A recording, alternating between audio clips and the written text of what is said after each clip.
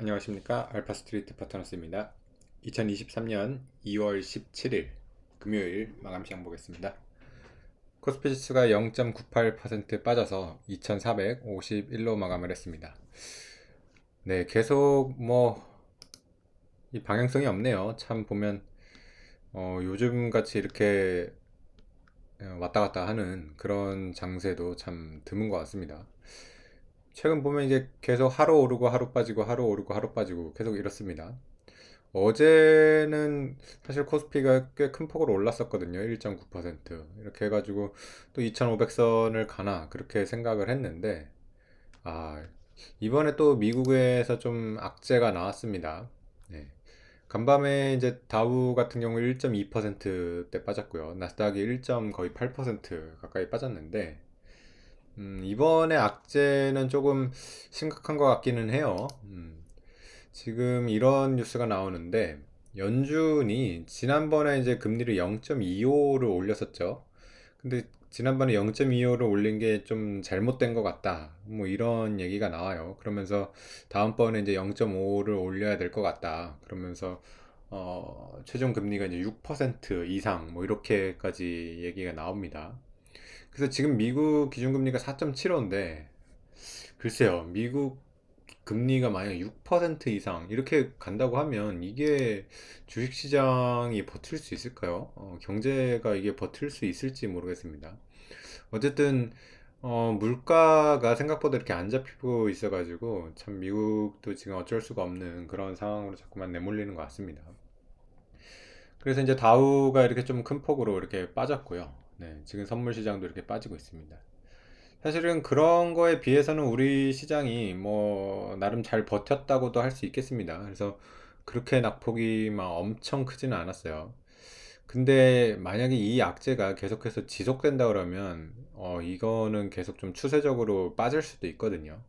그래서 이게 오늘 하락이 과연 이 좀 추세적인 하락의 시작인지 그거를 좀 조심을 해야 될 것 같습니다. 네, 어쨌든 뭐 코스피는 그래서 오늘 빠져도 뭐 2450 정도, 이 정도 수준에 머물고 있고요.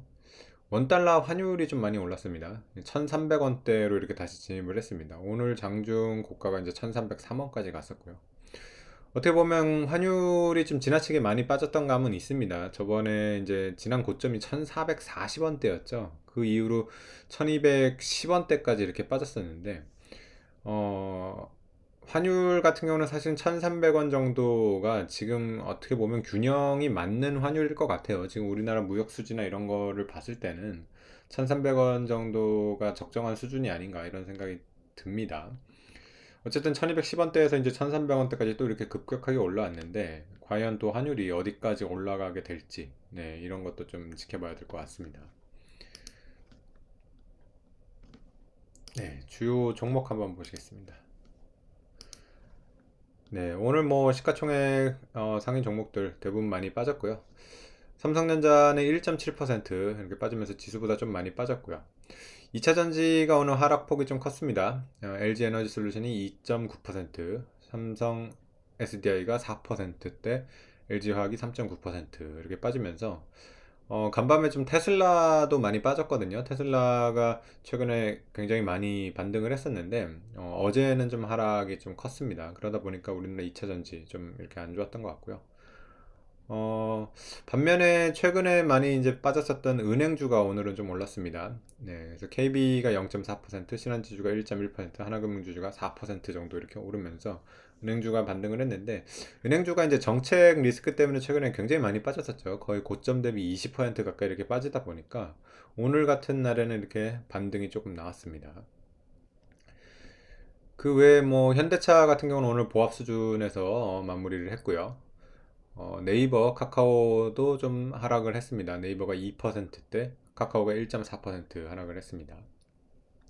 그리고 최근에 포스코 홀딩스가 꽤 강합니다. 포스코 홀딩스가 거의 최근 고점 부근에서 놀고 있고요. 오늘도 1.5% 이렇게 오르면서 포스코 홀딩스가 상당히 움직임이 좋긴 합니다. 지금 보면 거의 1년 최고점에 이렇게 와 있죠. 요즘 같은 이런 장세에서 1년 최고점 와 있는 이런 모습이 상당히 좋아 보입니다.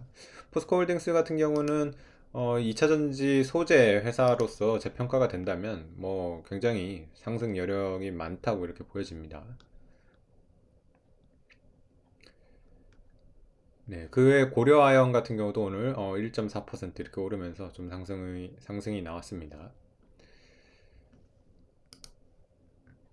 네, 그래서 참 요새 이렇게 증시가 방향성이 없이 2450에서 한 2500 정도, 요 정도 지금 박스권에서 거의 한 달 이상을 있거든요.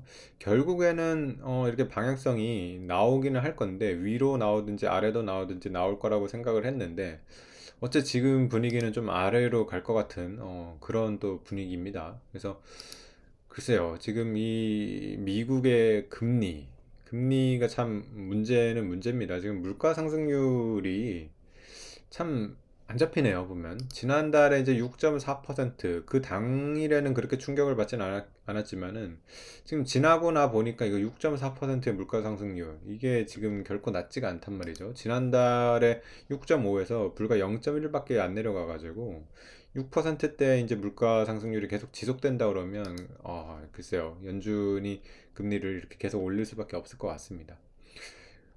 그래서 물가 상승률이 좀 5%, 4% 이런 식으로 떨어져야지 증시는 좀 숨통이 트일 것 같은데요.